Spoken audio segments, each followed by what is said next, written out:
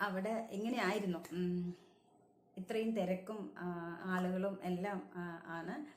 അപ്പം അതിലേക്ക് കടക്കുന്നതിന് മുൻപ് എൻ്റെ യാത്രയിൽ ഞാൻ അനുഭവിച്ചത് നിർത്തിയെടുത്തുനിന്ന് വീണ്ടും തുടങ്ങുകയാണ്. അപ്പോൾ പോകാം, വീട്ടിലേക്ക് പോവാം. അപ്പോൾ മെയ് മാസത്തെ ചാർധാം യാത്ര അനുഭവം, അതിലിപ്പോൾ കേദാർ ട്രിപ്പ്, അത് ട്രെക്കിംഗ്, അതിൻ്റെ ആ അനുഭവം, അതിലുണ്ടാകുന്ന നെഗറ്റീവും പോസിറ്റീവും അടങ്ങുന്ന ഞാൻ അനുഭവിച്ച അതാണ് ഞാൻ നിങ്ങളുമായിട്ട് ഷെയർ ചെയ്യുന്നത്. അപ്പോൾ ഞങ്ങൾ എന്താ പറയുക, ഇന്ന് ശനിയാഴ്ച രാവിലെ ഇപ്പം എത്തും പറഞ്ഞ് നടന്ന് ഞങ്ങൾ ഏതാണ്ട് 10 കിലോമീറ്റർ എന്നുള്ള ബോർഡൊക്കെ കഴിഞ്ഞ് കുറച്ച് ദൂരം എത്തി. ഞാൻ അത് കഴിഞ്ഞ വീഡിയോസിൽ അതിനെക്കുറിച്ച് കുറേ കാര്യങ്ങൾ ഞാൻ പറഞ്ഞിരുന്നു. അങ്ങനെ രാവിലെ ആയാലും നമ്മളിപ്പോൾ എത്തും എന്ന് വിചാരിച്ചത് അങ്ങനെയൊന്നുമല്ല. കുറച്ച് മുൻപാണ് നമ്മൾ 10 കിലോമീറ്റർ എന്നുള്ളത് കണ്ടത്. ഇനി എവിടെയെങ്കിലും കുറച്ച് ഇരിക്കണം, ഇരുന്ന് വീട്ടിലേക്കൊക്കെ ഒന്ന് വിളിക്കണം. കാരണം രാത്രി ഞങ്ങൾ ഗൗരികുണ്ടിൽ എത്തുമ്പം ആ സമയത്ത് കുറച്ച് കോളൊക്കെ ചെയ്യാൻ നിന്നപ്പോൾ സിഗ്നൽ കിട്ടാതെയും അങ്ങനെയൊക്കെ കുറേ പ്രശ്നം വന്നപ്പോൾ അത്യാവശ്യം വേണ്ടുന്നൊരു കോൾ ചെയ്ത് ബാഗിൽ വെച്ചതാണ് ഫോണ്. പിന്നെ ഫോണിന് റെസ്റ്റാണ്. പിന്നെ നടന്ന് നമ്മൾ ടയേർഡൊക്കെ ആയിപ്പോൾ ഫോൺ കയ്യിൽ പിടിക്കാൻ പോലും പറ്റാത്തൊരവസ്ഥയാണ്. ഇപ്പം ഞാനിതിൽ കുറേ വീഡിയോസിൽ ഞാനിങ്ങനെ കാര്യങ്ങളൊക്കെ പറയുമ്പോൾ ഒരുപാട് കൊച്ചു കൊച്ചു വീഡിയോസൊക്കെ നിങ്ങൾക്ക് ഞാനിതിങ്ങനെ യാത്രയുടെ കാണിച്ചിട്ടുണ്ട്. അതിൽ ഇതൊക്കെ പോകുമ്പോഴുള്ള വീഡിയോസ് എല്ലാം കൂടെയുള്ള ചേച്ചിയാണ് വീഡിയോ എടുക്കുന്നത്. ഞാൻ ശരിക്കും എൻ്റെ ഫോൺ ഞാൻ ഉപയോഗിച്ചിട്ടേ ഇല്ല. 2 ദിവസമായി ഫോൺ ബാഗിൽ തന്നെയാണ്. അത്യാവശ്യം വീട്ടിലേക്ക് വിളിക്കണം, നാട്ടിൽ വിളിക്കണം എന്ന് പറയുമ്പോൾ മാത്രം എടുക്കുക, അല്ലാതെ നമ്മൾ ഭയങ്കര ടയേർഡായിരിക്കുന്ന സമയത്ത് ഫോൺ പോലും കയ്യിൽ പിടിക്കാൻ പറ്റില്ലായിരുന്നു. അതാണ് വാസ്തവം. പിന്നെ ഞങ്ങൾ തിരിച്ചിറങ്ങുന്ന സമയത്താണ് കൊച്ചു കൊച്ചു വീഡിയോസൊക്കെ ഞാൻ എടുക്കാൻ തുടങ്ങിയത്. തിരിച്ച് ഇറങ്ങുമ്പോൾ നമ്മൾ കുറച്ച് റെസ്റ്റ് ചെയ്തിട്ട് ഇറങ്ങുന്നതുകൊണ്ട് കുറച്ചും കൂടെ എനർജി ഉണ്ടായിരുന്നു ഇറങ്ങാനുള്ളത്.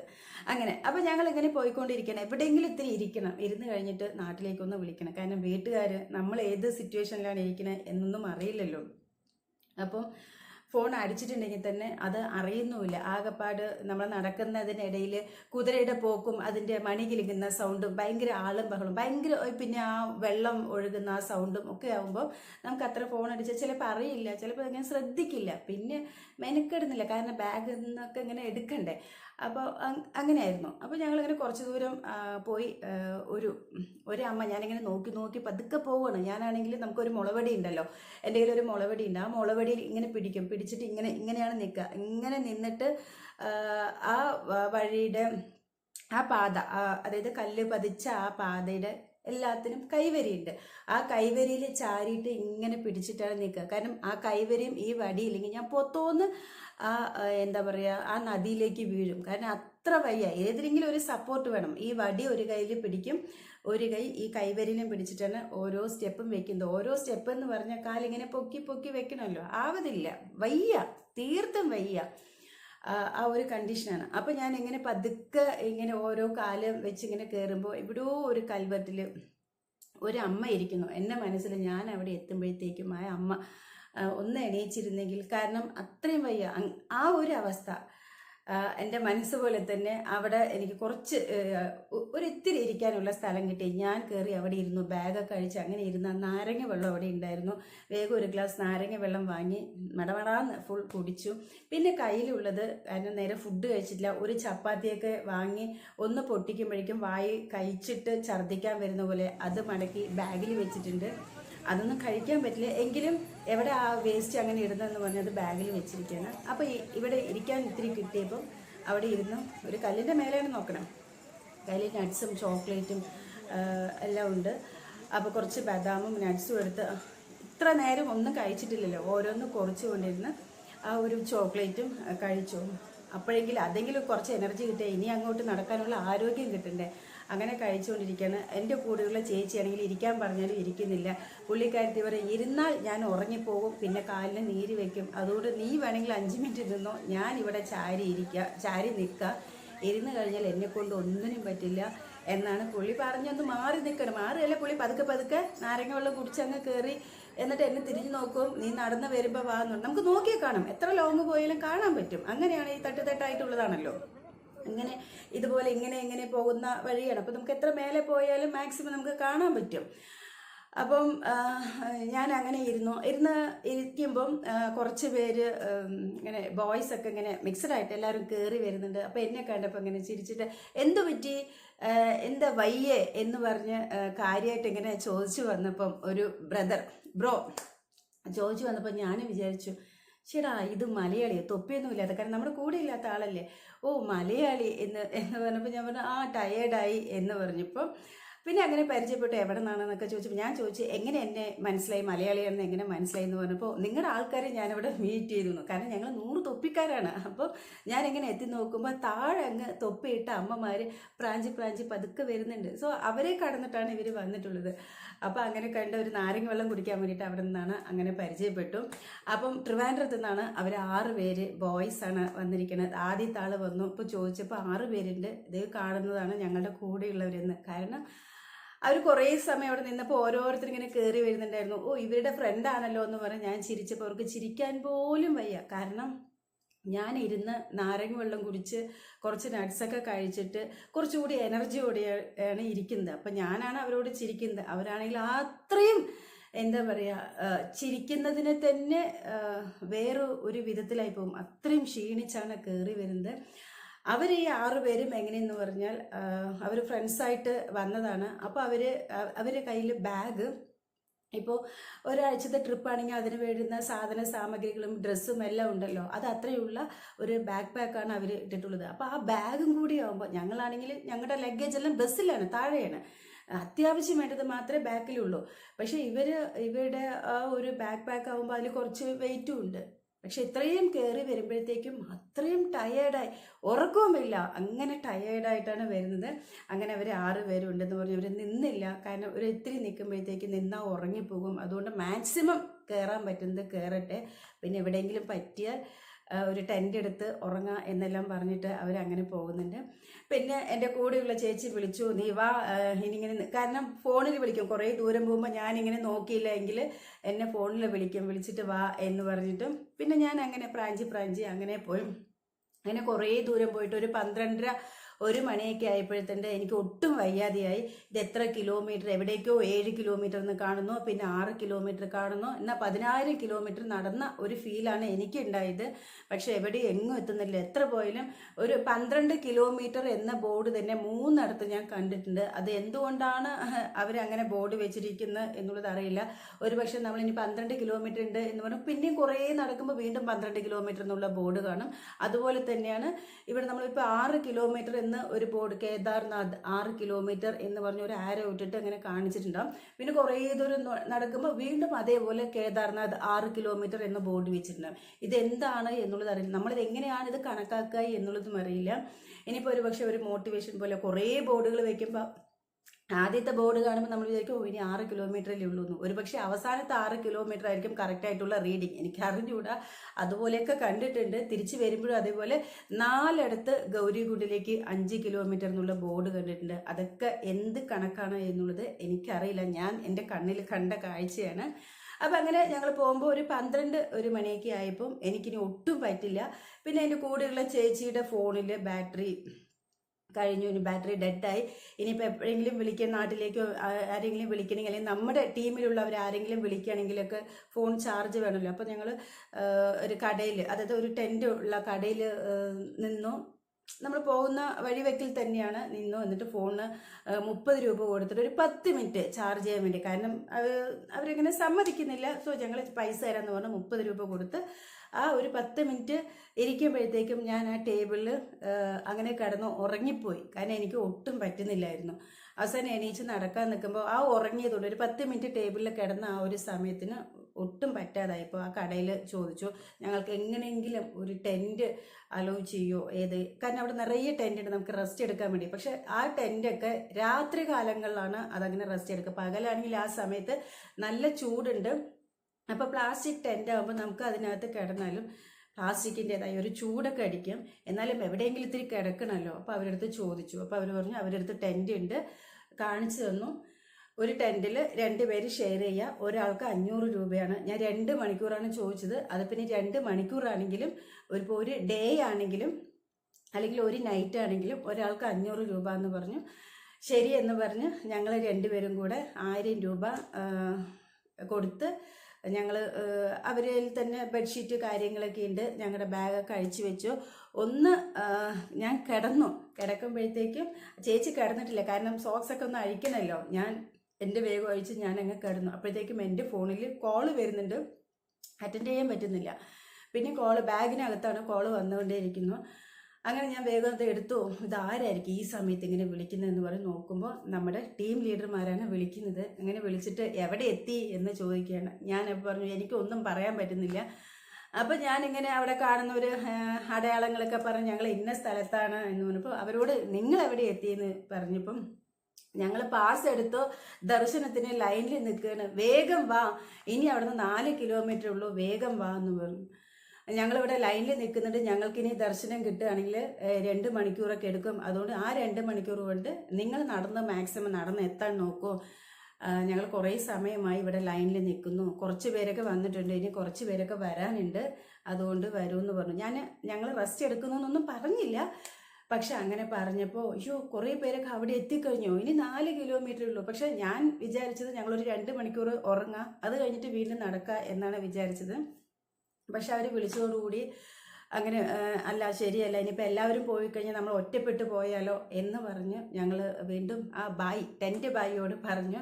അവർ പറഞ്ഞു അല്ല നിങ്ങൾ അഡ്വാൻസ് അതങ്ങനെ എങ്ങനെയെന്നൊക്കെ പറഞ്ഞു. പിന്നെ ഞങ്ങൾ അവിടെ കിടന്നില്ലല്ലോ. 300 രൂപ അവരെടുത്തു, ബാക്കിയുള്ള പൈസ ഞങ്ങൾക്ക് തന്നു. വീണ്ടും ബാഗ് തൂക്കി ഞങ്ങൾ അങ്ങനെ നടക്കുകയാണ്. ഇത് പിന്നെ പ്രാഞ്ചി അങ്ങനെ കുറേ ദൂരം നടന്നു, കുറേ ഇറക്കം, അതുപോലെ കുറേ കയറ്റം, ഒരുപാട് ബുദ്ധിമുട്ടി. വിറച്ച്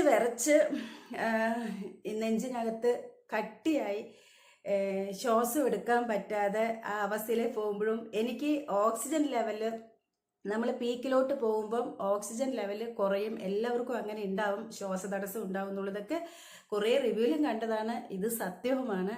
അപ്പോഴും ഒരു ഓക്സിജൻ വാങ്ങി കയ്യിൽ വെക്കാൻ ആ ഓർമ്മ വന്നില്ല.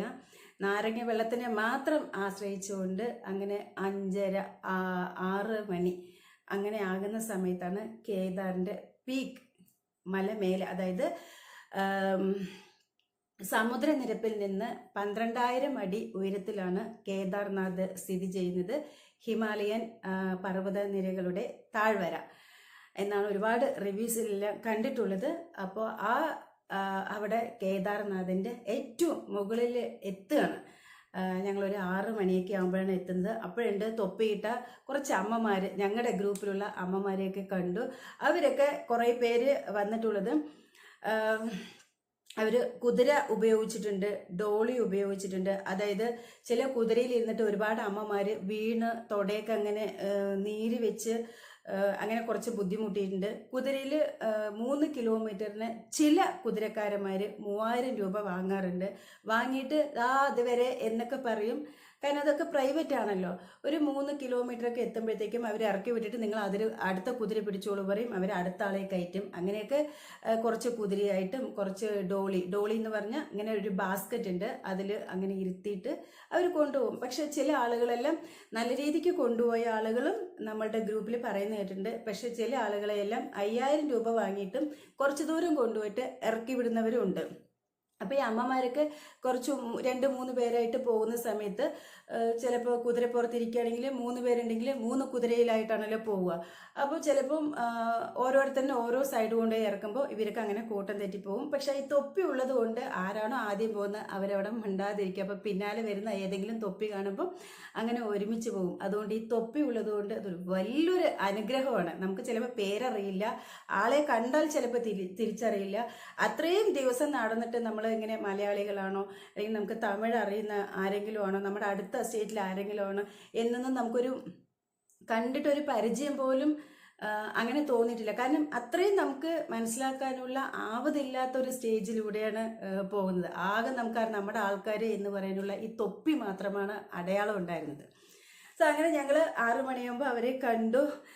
കുറച്ച് പേര് വന്ന് അവിടെ എത്തിയിട്ടേ ഉള്ളൂ, കാരണം ശ്വാസം കിട്ടാണ്ടൊക്കെ ഇരിക്കുകയാണ്. കാരണം അവരൊക്കെ അങ്ങ് മേലെ എത്തുമ്പോൾ കുത്തനെ കയറ്റമുണ്ട്. അപ്പോൾ ഒക്കെ ഇങ്ങനെ കുതിരയും ഡോളിയിലൊക്കെയാണ് കയറിയത്. ഞങ്ങൾ ഇങ്ങനെ രണ്ടുപേരും പ്രാഞ്ചി കയറി. ദൈവം സഹായിച്ച് ഞാൻ ഇത്രയും പ്രതീക്ഷിച്ചിട്ടില്ല. ഒരുപാട് എന്താ പറയുക, ശാരീരികമായിട്ടും മാനസികമായിട്ടും വല്ലാതെ തളർന്ന് ഉറക്കമില്ല, ഊണില്ല, അങ്ങനെയൊക്കെ ആയിട്ടും അങ്ങനെ റെസ്റ്റ് ഇല്ലാതെയും അങ്ങനെ ആയിട്ട് ദൈവം എന്നെ എന്താ പറയുക, എന്നോട് ചെറിയൊരു കരുണയൊക്കെ കാണിച്ചു എന്നുള്ളതിന് വലിയൊരു തെളിവാണ് നടന്നുകൊണ്ട് തന്നെ എനിക്ക് കേദാർ മലമേലെ എത്താൻ പറ്റി എന്നുള്ളത്. എൻ്റെ കൂടെയുള്ള ചേച്ചി ഭയങ്കര എനർജി ആയിരുന്നു. ആ ചേച്ചിക്ക് ഒരു 4 മാസം മുൻപാണ് ഒരു മേജർ സർജറിയൊക്കെ കഴിഞ്ഞത്.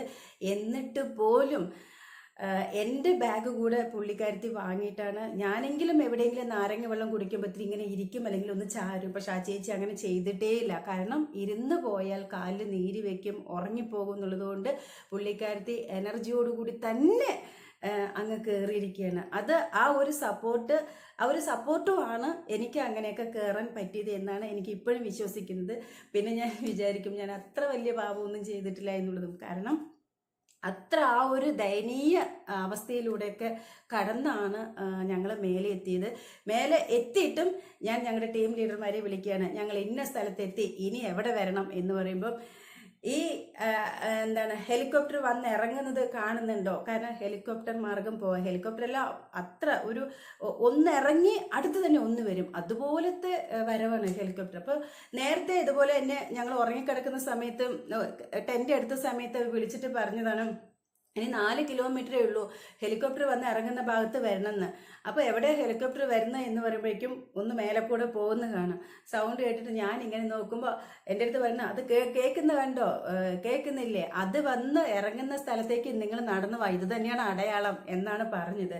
അപ്പോഴുണ്ട് അവിടെ നോക്കുമ്പോൾ അത് എവിടെ പോയി ഇറങ്ങുമ്പോൾ ഏതോ മലയ്ക്കുള്ളിലേക്കാണ് പോകുന്നത്. കാരണം ഞങ്ങൾ കാണുന്നത് അങ്ങ് സൂര്യഭഗവാന്റെ അടുത്ത് ചില ടെന്റ് പോലെ അത്രയും വെളിച്ചത്തിൽ ഇങ്ങനെ ചൂടിൽ കാണുന്നുണ്ട്. സംഭവം അതല്ല, അതിനപ്പുറത്താണ് കേദാർ സ്ഥിതി ചെയ്യുന്നത്. കാരണം ഈ മലയല്ല, ഇനിയും പോകാനുണ്ട് എന്നുള്ളതാണ്. അങ്ങനെ ഞങ്ങൾ മേലെ എത്തിയപ്പോൾ വീണ്ടും ഞാൻ പറഞ്ഞല്ലോ, വിളിച്ചപ്പോൾ ഈ ഹെലികോപ്റ്റർ ഇറങ്ങുന്ന ഭാഗത്തേക്ക് വരൂ എന്ന് പറഞ്ഞു. അപ്പോൾ ഹെലികോപ്റ്റർ അത് എവിടെയാണ്, അതിൻ്റെ ഹെലിപാഡിലേക്ക് എത്ര ദൂരം നടക്കണമെന്ന് പറഞ്ഞപ്പോൾ വീണ്ടും 2 കിലോമീറ്റർ നടക്കണം എന്നുള്ളത്. പക്ഷേ ഹെലികോപ്റ്റർ വരുന്നതും ഇറങ്ങുന്നതും നമുക്ക് അങ്ങ് അകലെ കാണാൻ പറ്റുന്നുണ്ട്. പക്ഷെ അവിടത്തേക്ക് വീണ്ടും 2 കിലോമീറ്റർ നടക്കണം. അത് പിന്നെ ഏകദേശം സമനിലമായതുകൊണ്ട് വലിയ കുഴപ്പമില്ല. കാരണം മുട്ടിനും തുടയ്ക്കും കാൽവണ്ണയ്ക്കും ഒന്നും നമുക്ക് കയറ്റം കയറുന്നതല്ലല്ലോ. സമനിലമാകുമ്പോൾ നമുക്ക് വലിയ കുഴപ്പമില്ലാതെ നടക്കാം. അങ്ങനെ നമ്മുടെ ടീം ലീഡർമാരെ കണ്ടു. ഞങ്ങൾ 2 പേരാണ് അപ്പോഴും തനിച്ചായത്.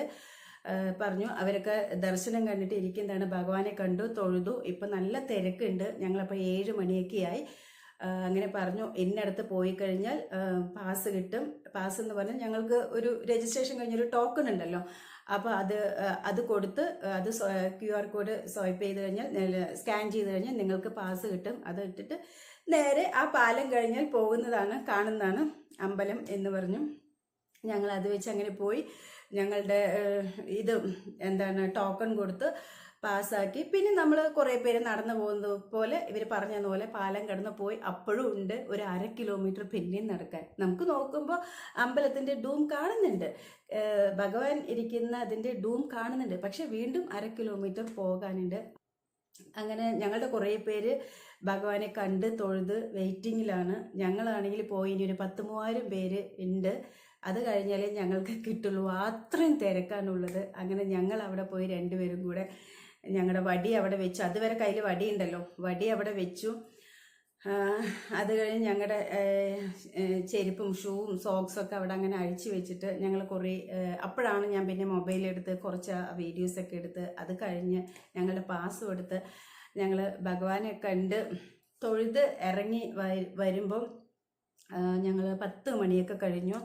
പിന്നെ നമ്മുടെ ടീം ലീഡറിനെ വിളിച്ചപ്പോൾ ഞങ്ങൾക്ക് ടെൻറ്റ് പറഞ്ഞു വെച്ചിട്ടുണ്ട് എന്ന് പറഞ്ഞു. 2 പേർക്കും കൂടെ 800 രൂപയാണ് മേലെ കേദാർ പീക്കിൽ ടെൻറ്റ് കിട്ടിയത്. ഇവർക്ക് അടുത്ത് തന്നെ ഹെലിപാഡിന് അടുത്തായിട്ട് ടീം ലീഡർമാരൊക്കെ ഉണ്ട്. അവിടെ ടെൻറ്റ് എടുത്ത് ഞങ്ങളുടെ കൂടെയുള്ള ആളുകളുടെ അടുത്ത് തന്നെ ഞങ്ങൾക്കാണ് 2 പേരാണ് ഞങ്ങളുടെ കൂടെയുള്ള ഒരു ചേച്ചി പിന്നെ താഴെ പെടുകയും ചെയ്തു. ഗൗരികുണ്ടിലാണ് ആ ചേച്ചി ഉള്ളത്. അങ്ങനെ ഈ അവരുടെ അടുത്ത് തന്നെ ഞങ്ങൾക്ക് ടെൻറ്റ് അറേഞ്ച് ചെയ്ത് തന്നു. ഞങ്ങളന്ന് രാത്രി ഭക്ഷണം എന്ന് പറഞ്ഞാൽ കുറച്ച് റൈസ് വേണമെന്ന് പറഞ്ഞ് കുറേ കടകളിൽ ചോദിച്ചിട്ടാണ് ഒരിടത്ത് ഇവർ രാവിലെ ഉച്ചയ്ക്കിൽ എപ്പോഴോ വെച്ച തണുത്ത് ഉറഞ്ഞു പോയ കുറച്ച് റൈസും ദാൽ കറിയുമാണെന്ന് പറഞ്ഞിട്ട്, പരിപ്പ് കറിയാണെന്ന് പറഞ്ഞിട്ട് കിട്ടുന്നത്. 2-3 സ്പൂണൊക്കെ കഴിച്ചപ്പോഴത്തേക്കും ഭയങ്കര തണുപ്പായതുകൊണ്ട് കഴിക്കാൻ പറ്റുന്നില്ല. പിന്നെ കയ്യിൽ നട്ട്സൊക്കെ ഉണ്ടല്ലോ, കുറച്ച് നട്ട്സൊക്കെ വാരി കഴിച്ച് ചൂടുവെള്ളം വേണം എന്ന് പറഞ്ഞപ്പം ചൂടുവെള്ളം എവിടെയും കിട്ടുന്നില്ല. ഒരു ബോട്ടിൽ വെള്ളം അവിടെ 60 രൂപ, അതും പറഞ്ഞ് ആരൊക്കെയോ പരിചയമുണ്ടെന്ന് പറഞ്ഞിട്ട് 60 രൂപയ്ക്ക് ഒരു ബോട്ടിൽ വെള്ളം കിട്ടി. പിന്നെ ആരൊക്കെയോ 100 രൂപയ്ക്കാണ് വെള്ളം വാങ്ങിയതെന്നൊക്കെ പറയുന്നു. 60 രൂപയ്ക്ക് ഒരു ബോട്ടിൽ വെള്ളമൊക്കെ കിട്ടി. അതുകൊണ്ട് കൈയൊക്കെ കഴുകി അന്ന് ടെൻറ്റിൽ ഒരു 12 മണിയായി ഞങ്ങൾ.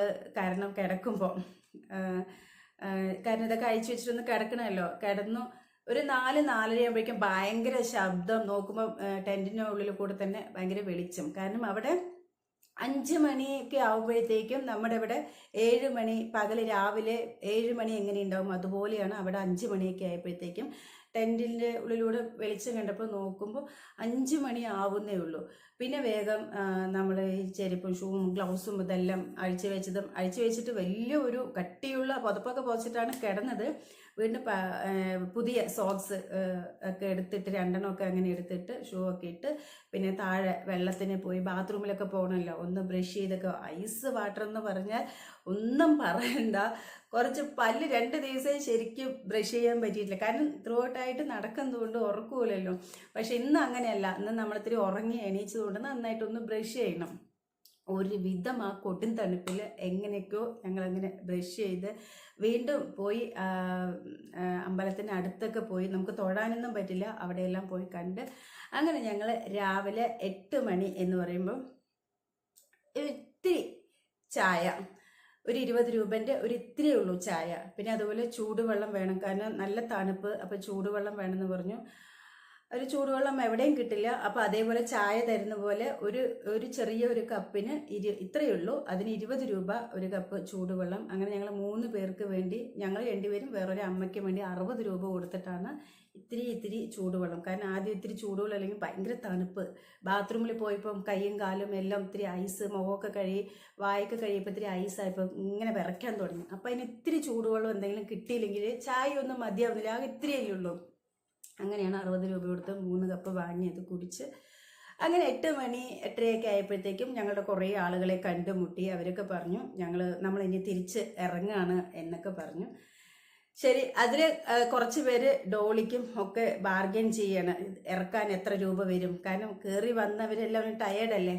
അപ്പോൾ ഇറക്കാൻ എത്ര രൂപ, അതുപോലെ കുതിരയ്ക്ക് എത്ര രൂപയാകും, എല്ലാവരും അത് കുതിരക്കാരെടുത്തും ഡോളിക്കാരെടുത്തൊക്കെ ഇങ്ങനെ തർക്കിക്കുകയാണ്. കുറച്ച് തരുമെന്നൊക്കെ പറഞ്ഞിട്ട് അവിടെയൊക്കെ റേറ്റിന് വേണ്ടിയിട്ടൊക്കെ തർക്കിക്കുന്നുണ്ടായിരുന്നു. അപ്പം ഞങ്ങൾ പറഞ്ഞു, ഞങ്ങൾ 2 പേര് നടന്ന് കയറി വന്നതാണ്, ഇനി അത്രയും റിസ്ക് എന്തായാലും ഇറങ്ങുമ്പോഴില്ല. അതുകൊണ്ട് ഞങ്ങൾ തിരിച്ച് അതുപോലെ ഇറങ്ങാനാണ് ഉദ്ദേശിക്കുന്നതെന്ന് പറഞ്ഞ് ഞങ്ങൾ 2 പേരും ആരെയും നോക്കാതെ തന്നെ തിരിച്ചിറങ്ങി. കാരണം അത് ഡേ ടൈം ആണല്ലോ. അപ്പം കയറുന്ന അത്രയും റിസ്ക് നമുക്ക് എന്തായാലും ഇറങ്ങുന്നില്ല. നമ്മൾ കയറിയത് ഒരു രാത്രിയും ഒരു പകലും ഫുള്ളായിട്ട് എടുത്തിട്ടാണ് നമ്മൾ ഈ കേദാർ പീക്കിലെത്തിയത്. ഇറങ്ങിയത് ഞങ്ങൾ അതുപോലെ കുറേയൊക്കെ ബുദ്ധിമുട്ടി, കുറച്ച് ഇത്തിരി ഇരുന്നു. എന്നാലും ഞങ്ങൾ ഗൗരികുണ്ട് എത്തിയത് ഇറങ്ങുമ്പോൾ ഗൗരികുണ്ട് എത്തുമ്പോൾ വൈകിട്ട് രാത്രി 7 മണിയായി. ഗൗരികുണ്ടിൽ നിന്ന് സോനാപൂരിലേക്ക് ഞങ്ങൾ ജീപ്പ് കിട്ടി എത്തുമ്പോഴത്തേക്കും അവിടെ 9 മണിയായി. അങ്ങനെയാണ് ഞങ്ങൾ രാവിലെ 8:30 ആകുമ്പം കേദാറിൽ നിന്ന് തിരിച്ച് യാത്ര ചെയ്ത് സോനാപൂർ, അതായത് നമ്മുടെ ബസ് നിർത്തിയിരിക്കുന്ന ഇടത്തിൽ എത്തുമ്പോൾ, അവിടെ ബസ്സിൻ്റെ അടുത്ത് എത്തിയിട്ടില്ല, പക്ഷെ ആ ഏരിയയിൽ എത്തുമ്പോൾ ഞങ്ങൾ രാത്രി 9 മണിയായി. ഇത് നമ്മളെ കൊണ്ടുപോയത് ഒരു പാക്കേജ് ആണെങ്കിലും കൂടെ കുറേ ലീഡർമാരുണ്ടെങ്കിലും ഞങ്ങളുടെ യാത്രയിൽ ഞങ്ങൾ 2 പേര് മാത്രമായിരുന്നു. 100 പേരിൽ ആരും ഉണ്ടായിരുന്ന ഞങ്ങൾ 2 പേര്. അതിൽ ഞങ്ങൾക്ക് 2 പേര് ആയതുകൊണ്ടും ഞങ്ങളുടെ ബുദ്ധിമുട്ടുകൾ ഞങ്ങൾക്ക് തന്നെ സർവൈവ് ചെയ്യാനും പറ്റി. അതിന് എന്തൊക്കെ എന്താ പറയുക, ഞങ്ങളെ കൊണ്ട് പറ്റില്ലെങ്കിലും നമുക്ക് ആരുമില്ല, കൂടെ ആരുമില്ല എന്നുള്ള ബോധവും നമ്മളെ തന്നെത്താനെ അങ്ങോട്ട് നടക്കാൻ പ്രേരിപ്പിച്ചു. അങ്ങനെ ഒരു പോസിറ്റീവായിട്ടാണ് ഞങ്ങൾ കണക്കാക്കിയത്.